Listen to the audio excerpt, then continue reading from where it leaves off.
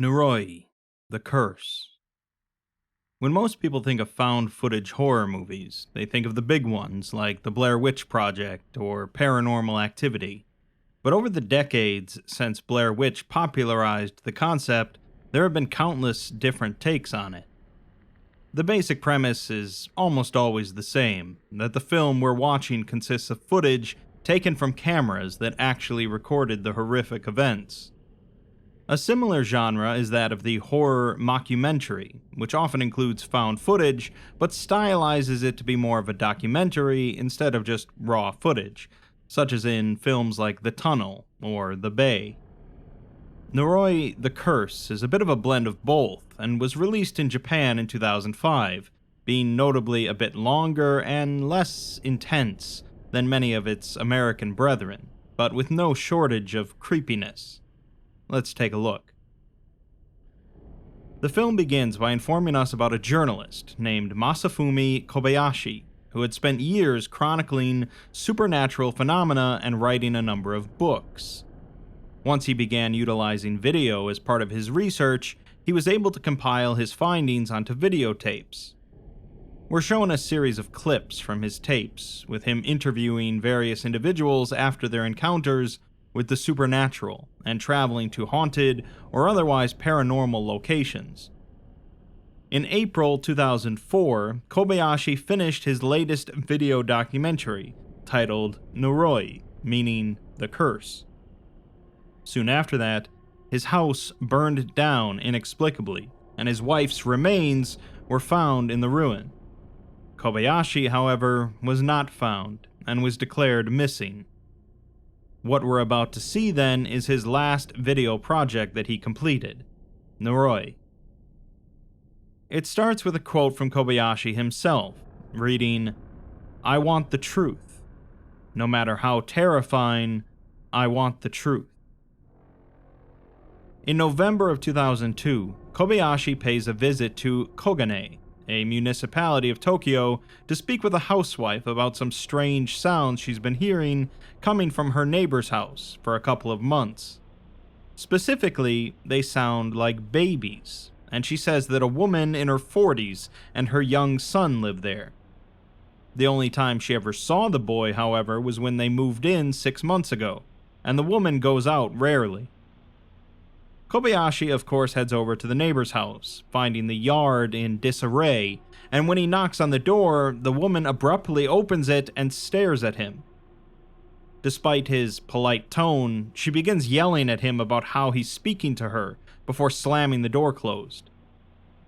Left with a dead end, Kobayashi departs, although the cameraman manages to spot the face of a young boy staring out a window before the curtain is closed. Kobayashi manages to record the audio of the strange sounds and takes it to an analyst to decipher. After processing it and cleaning it up, it does indeed sound like a baby crying, but upon closer examination, it seems like it's actually the voices of more than 5 babies crying. Kobayashi returns to the housewife, who informs him that several days after his first visit, the woman and the boy moved out, and she hasn't heard the strange sounds since. He decides to poke around the neighbor's yard, finding a piece of paper stating the woman's name to be Junko Ishii, and he also discovers the corpses of a number of pigeons. We're then informed that the housewife and her young daughter died 5 days after Kobayashi's second visit, after losing control of her car and heading into oncoming traffic. A number of months later, in August of 2003, a TV variety program aired a segment in which a handful of children are tested by a psychic to see if any of them possess psychic abilities. In the first test, the children are given a piece of paper and a sealed container, which contains a drawing on another piece of paper. The test is to draw what they can psychically see on the sealed piece of paper. Only one of the children manages to do so, a young girl named Kana Yano, who recreates the drawing of a double circle with 4 broken points, even making it to the proper scale. She then proceeds to successfully complete the next 3 similar tests. But on the 5th drawing test, rather than writing out the Cyrillic symbols from the sealed piece of paper, she draws a strange face. The next test is that of materialization, in which the children attempt to materialize water in an empty bottle. After some intense concentration, Kana manages to psychically manifest a small amount of water, although curiously, she also manifests what appears to be a hair. Taking it to a scientist, the program discovers that the water contained animal plankton, suggesting that it is fresh water from a river or a lake. As for the hair, it could be human hair, but since it lacks medulla development, it could be from a newborn baby. A few weeks after the program aired, Kobayashi pays a visit to Kana's family, with her mother saying that she's had a slight fever ever since doing those tests, and she's been spending a lot of time in bed, resting. The doctors couldn't find anything wrong, and they're very concerned, worried that she exhausted her powers doing that test. We're then shown some unused footage from another variety show, recorded in late October. A comedy duo are heading out at night to a shrine, a popular ghost hunting spot, and they're joined by an actress, Marika Matsumoto. Marika remarks that ever since she was a child, she's seen apparitions and has a sixth sense. As they approach the shrine, she feels a tingle on the back of her neck, and then says that she feels something really strange in a nearby group of trees. The duo are wary, but she presses forward, finding a small group of dead trees surrounded by living ones. One of the trees appears to be notably lumpy and dripping with a sticky substance, but when one of the two reaches forward to touch it, Marika exclaims for him to stop. She then turns around and starts to leave before suddenly turning again, stating that she heard something, a low voice, like a man's. She appears distressed, despite the comedy duo's confusion. They tell her that there's nothing there, before she suddenly doubles over and begins writhing on the ground, screaming. The TV crew rush in to help, and the cameras shut off. That footage wasn't used for the program, but Marika was given a copy of it, which she took onto a horror-related talk show a month later, joined by Kobayashi. There, she says that it's embarrassing to watch, but she does mention that the voice she heard was very low and sounded like it was calling her. She doesn't remember anything after hearing it. The host of the talk show then announces that they have a special guest to examine Marika's condition, a psychic named Mitsuo Hori. Hori emerges wearing an outfit composed of aluminum foil, and he appears to be rather disoriented, constantly twitching.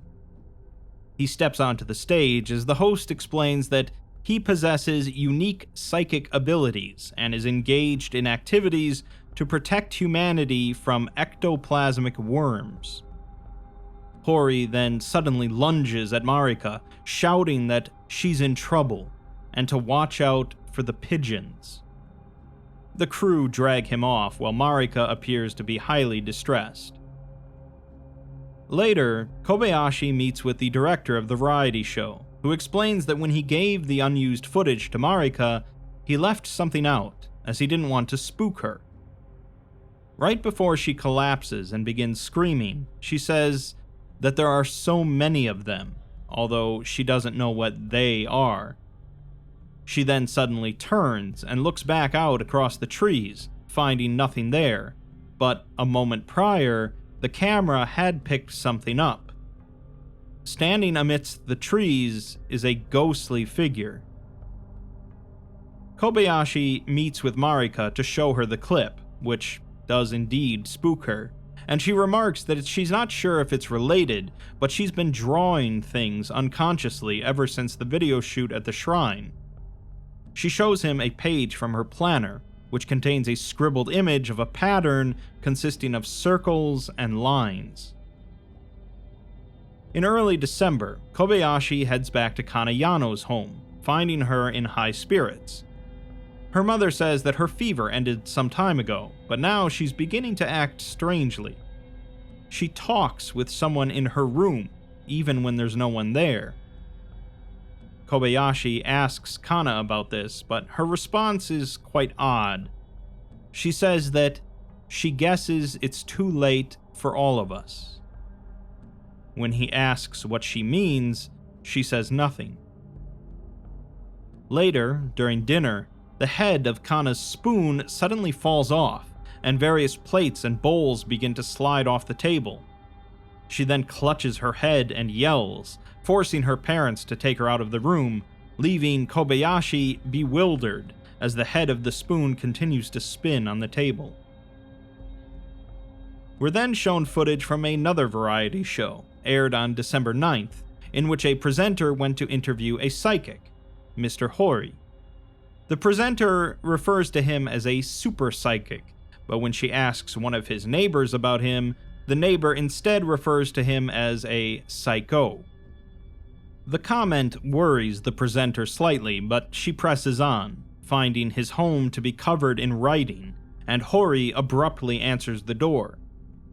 When she asks if he's the psychic, he haltingly admits that he is, and then simply gestures her inside. She hesitates, but he insists, so she heads in, finding the interior coated entirely in aluminum foil. There's also boxes upon boxes of flyers, which Hori explains that he's been receiving dangerous messages for years from space. He can see the future, and there's many bad guys, ectoplasmic worms, that feed on humans. Later in December, Kana goes missing, and Kobayashi heads back to her home to interview her parents. They tell him that for about a week before she disappeared, she received repeated visits from a man wearing an outfit covered with aluminum foil. They had no idea what he was talking about, but for some reason Kana assured them that the man was of no threat to her. On the day that she disappeared, they found a strange flyer on her bed with the word "help" scribbled on it in Kana's handwriting, alongside a pattern of circles and lines. With an obvious lead, Kobayashi travels to Hori's home to interview him, stating that they met on that talk show some time ago. Hori gestures him inside, and Kobayashi asks about the aluminum. Hori's explanation is that it protects him from the tingling because the ectoplasmic worms are near. When asked about the worms, Hori gestures to one of his flyers and says that the worms eat people and multiply. He then moans Kana's name and says that she was eaten as well. Kobayashi presses him for info about Kana, asking where she is, but Hori just says that he lost track of where she is. He then lunges for Kobayashi's bag, pulling out the flyer from her bed. Hori erratically begins gesturing and drawing on a blank piece of paper, appearing to be in a psychic trance. He states that he sees a blue building with galvanized iron sheets and a parking lot.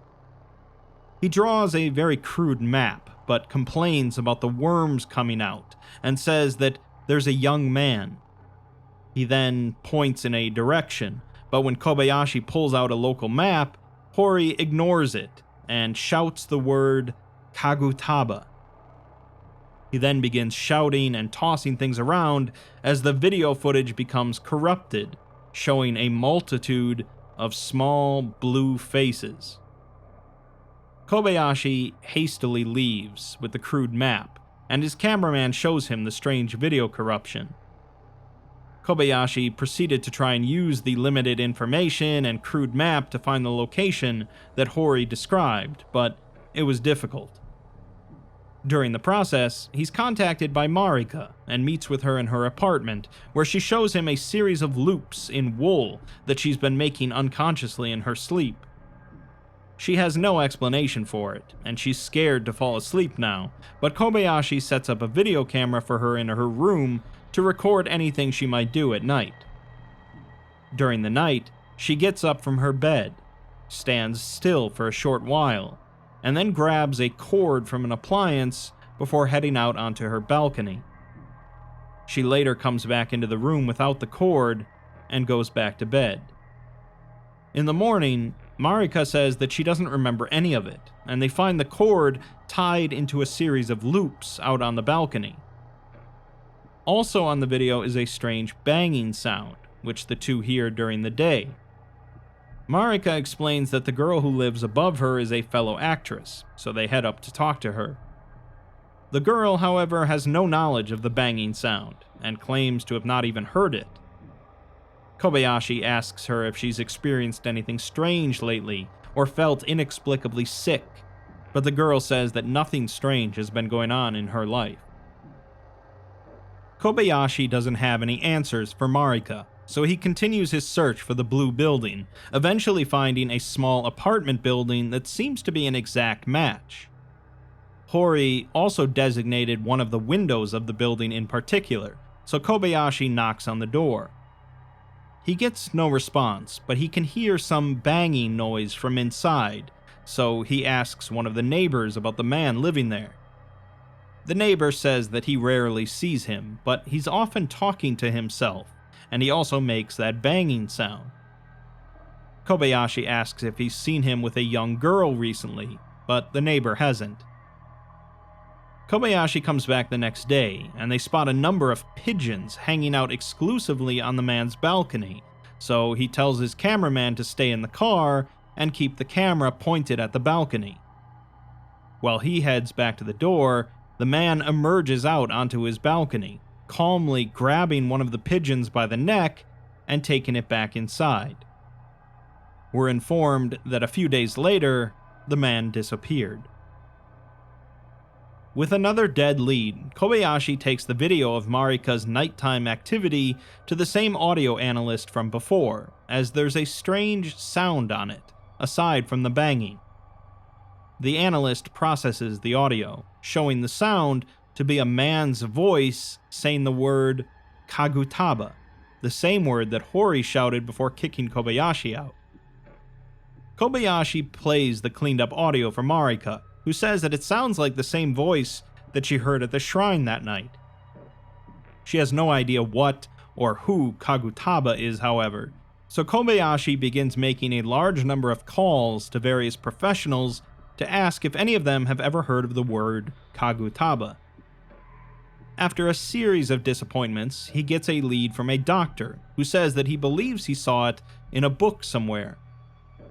Upon meeting with him, the man found the book, an ethnological document compiled by the Tokita County Office, which sounds like a bit of a dry read. In the book, it mentions that there used to be a village called Shimokage Village, which resides at the bottom of a dam. Before its demise, the villagers had a strange custom called the Demon Ritual. It was performed to pacify a demon called Kagutaba. Kobayashi asks if Kagutaba is a demon then, but the doctor says that more likely the word demon was used conveniently for an unknown entity. He then shows Kobayashi a 200-year-old document that also mentions Kagutaba, comprised of the kanji characters for disaster, tool, and spirit. A tool that's capable of causing disasters. A long time ago in Shimokage Village, there was a group of sorcerers who migrated from the west, and they developed a type of sorcery called Shimokage's Way. One of their spells was called the Kagutaba method, involving summoning Kagutaba to send it to an adversary in order to put him under a deadly spell. In one incident, however, when a sorcerer summoned Kagutaba, it disobeyed the sorcerer and began doing evil things on its own. The sorcerer managed to perform another spell which confined Kagutaba deep underground. Since the village was submerged as part of the construction of a dam in 1978, the demon ritual was discontinued. Kobayashi gets in touch with a local historian to find out more about the demon ritual, who explains that the ritual was never performed publicly, but the last ritual performed in 1978 was filmed by a production company contracted by Mr. Ishii, the priest. They were recorded on 16mm films, and the historian pleaded with the Ishii family for them, which he in turn transferred to a VHS tape. He explains that Shimokage Village was a community of sorcerers, and the displaced villagers still believe in sorcery, keeping a sickle at the door to keep away evil spirits. On the tape, a number of protest signs against the building of the dam are seen, along with a number of dogs, which the historian explains were used by the sorcerers in their rituals, which is why the villagers still have dogs. The footage shows the demon shrine where the ritual was performed, and the ritual begins with an individual dressed in a strange mask stepping out of the shrine. The historian explains that this figure represents Kagutaba, and the ritual is to pacify the demon. Kagutaba takes a child from the crowd and ties them up to a post in the middle of the platform, dancing around them, representing Kagutaba's rampage. Then the priest appears to pacify the demon, rescuing the child in the process. The historian explains that the priest performs a very distinctive bow, with one bow, 4 claps, and one last bow. It's only done this way at this shrine. The two dance around one another for a short while before the priest performs the bow, at which point the woman playing the part of Kagutaba suddenly begins writhing and screaming, forcing them to stop the ritual. The villagers said that she was possessed, and some said that because of the dam, the ritual wouldn't be performed again, angering Kagutaba. They believed that it was some kind of curse. Kobayashi remarks that he would like to speak with Mr. Ishii, the priest, but the historian says that shortly after giving him the film, he and his wife died from an illness, leaving their daughter behind. She was the possessed woman in the film, and she in fact recently moved back here from Tokyo. She is, of course, Junko Ishii, and she now lives with her son in the Ishii house. With a solid lead, but no clear picture of the whole puzzle, Kobayashi drives out to the village where she lives, alongside most of the other displaced villagers from Shimokage. He sees a number of dogs on the way in, and upon approaching Ishii's house, finds it covered in hundreds of loops made from various materials, resembling the patterns that Marika and Kana drew. He also finds the pattern itself etched onto the walls of the building, and he remarks, somewhat obviously, that this must have some connection. He proceeds to knock on the front door, and he's abruptly greeted by Ishii in the same way as their first meeting, as she shoves the cameraman back and closes the door. Kobayashi visits some of her neighbors' homes, finding sickles above their doors and dogs in their yards, but he gets no response from any of them until he travels further into the village. The woman he speaks to says that the Ishii house has been strange ever since the daughter returned, and he should stay away from it for his own sake. He then speaks with a man who slams the door shut upon hearing the name Ishii, but another woman invites him into her home to chat, with her turning out to be a good friend of Junko's before she moved out. Junko had left to go to nursing school in Tokyo, and the woman says that she used to be perfectly normal and friendly. She changed after the demon ritual and started to act strangely, telling her friend that during the ritual she had heard God's voice and she had to obey his words. When Kobayashi asks her if she thinks that it's Kagutaba's curse, however, the woman proceeds to silently stand up and walk out of the room. Kobayashi decides to do some more fact-finding about Ishii and travels to the nursing school she attended to ask some questions. He's told that after she graduated, she got a job at an obstetric clinic, which has since closed. He speaks with one of her former co-workers, who tells him that Ishii was a very hard-working woman, but quiet in a spooky sort of way. The woman remarks that the clinic they worked for performed abortions up until the 22nd week of pregnancy, breaking the law, but Ishii was in charge of disposing of the aborted embryos. There was a rumor that she took the embryos home, but Kobayashi is left wondering if the rumor was true and for what purpose. Later, in February of 2004, Kobayashi meets with Marika again, who tells him that her neighbor who lived upstairs committed suicide in the park. She hanged herself alongside a number of other strangers, and Marika blames herself. Kobayashi asked his wife to take care of Marika, allowing her to live in his house, as she's too scared to leave her apartment. We're shown some news footage of the incident, in which 7 men and 1 woman were found dead in a park, hanging from the swings with ropes tied into a series of loops. Among the deceased is also the man with the pigeons, so Kobayashi heads back to the apartment to speak with his neighbor again. The man tells him that when the guy first moved in, he was perfectly normal and friendly, but some time ago he began to have a lot of arguments with one of his other neighbors, a tough, middle-aged woman.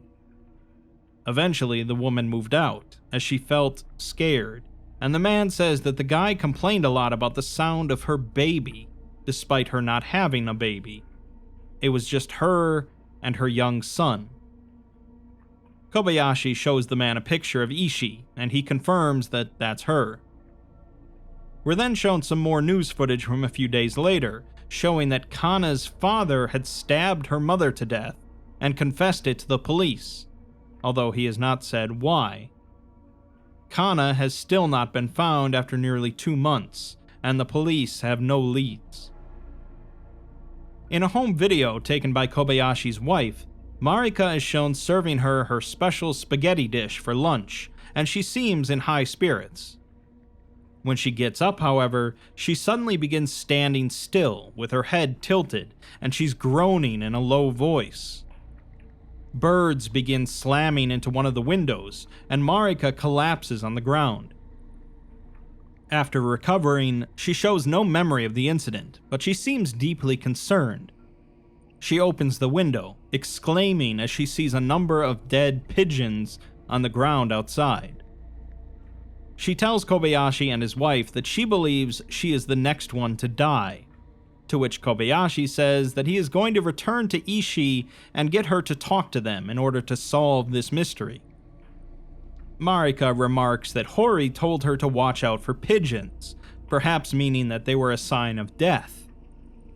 Kobayashi then says that they should visit him and ask about it, so they do, bringing along the tape of his second encounter with Ishii.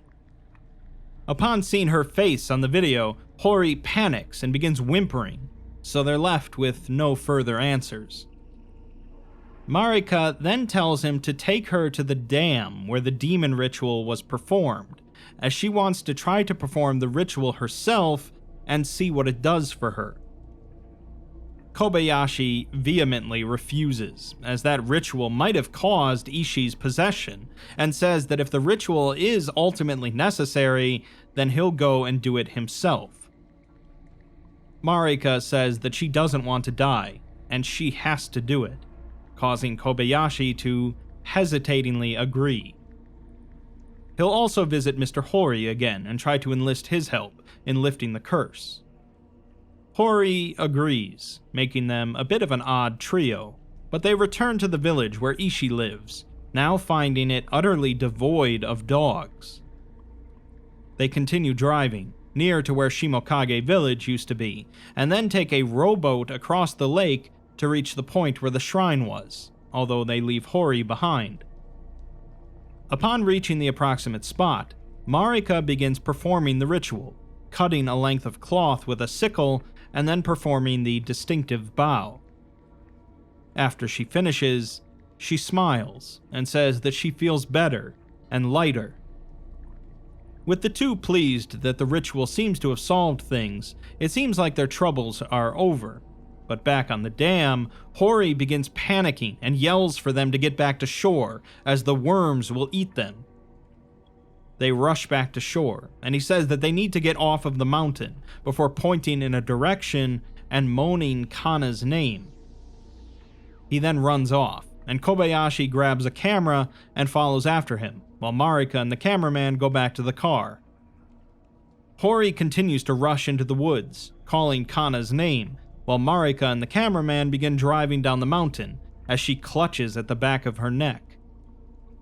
As the sun goes down, Hori is continuing to move rapidly through the woods, and Marika begins groaning with her eyes closed in the car. Hori and Kobayashi come across a number of dead dogs, but Hori continues moving, until they soon see a string placed around a series of trees and covered in feathers. Kobayashi steps past the string, finding dozens of slain dogs, as Hori yells for him not to go in there. Marika continues groaning in a trance as the cameraman repeatedly asks if she's okay until he eventually pulls over. When he tries to snap her out of it, she screams and attacks him, running off into the darkness. The cameraman attempts to follow her as Hori and Kobayashi find an abandoned and destroyed shrine in the woods. Hori moans that Kana is in there as the cameraman finds Marika on the ground, screaming in terror. Kobayashi worriedly remarks on how ancient this shrine is, and then sees a rock bearing the same pattern that he's seen from Marika, Kana, and Ishii.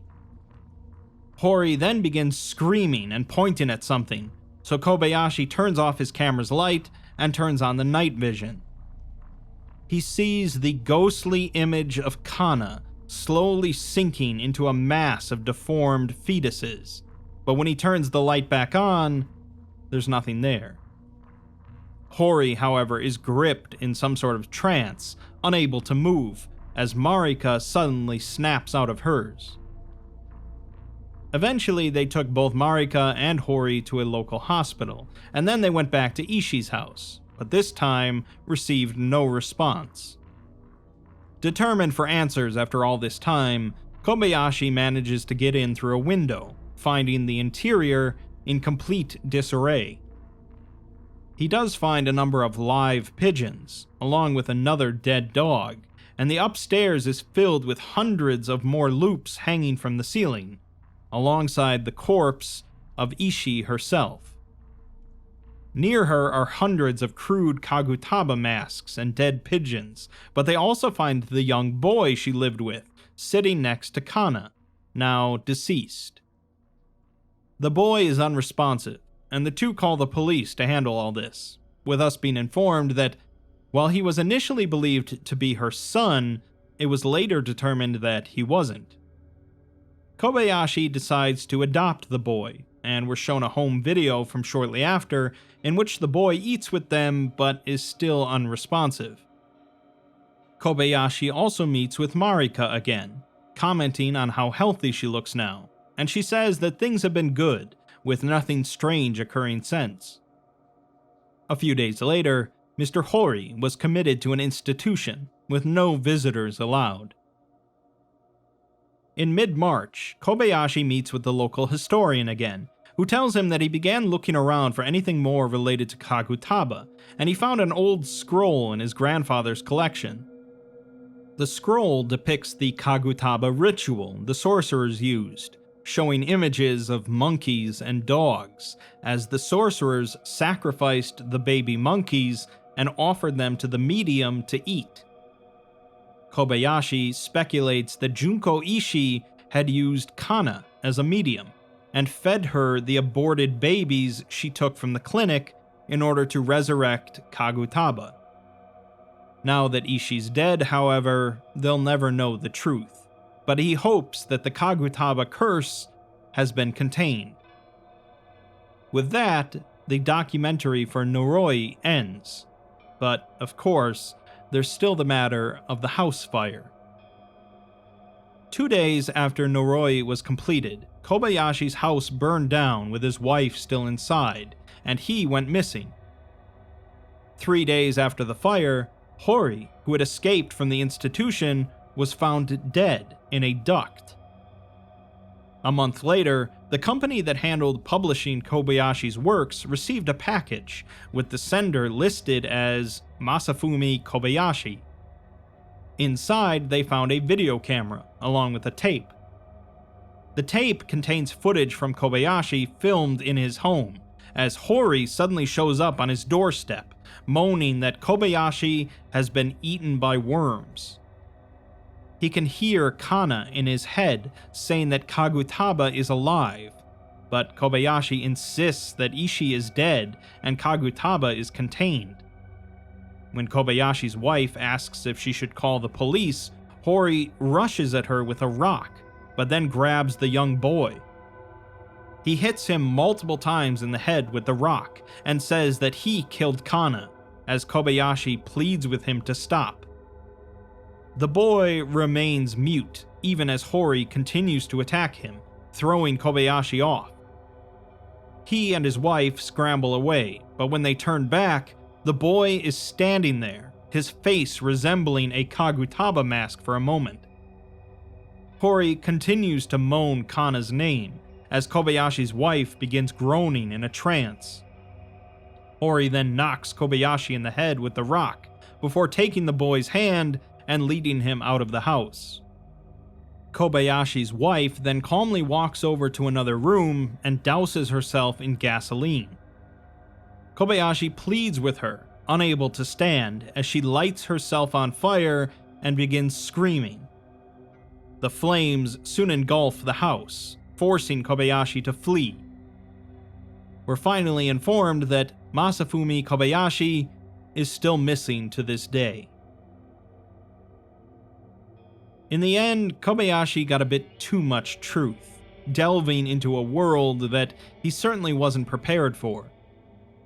Kagutaba's identity and capabilities are left deliberately vague, but it seems capable of taking control of practically anyone it wishes, spreading chaos and death in its wake.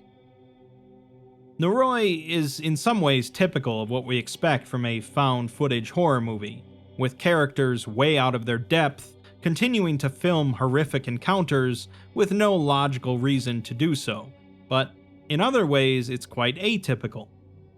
It's a slow burn, with quite a handful of characters, including some that only show up for a few lines of dialogue, and often fits more into the role of a mockumentary, if not for the more guerrilla method of filming.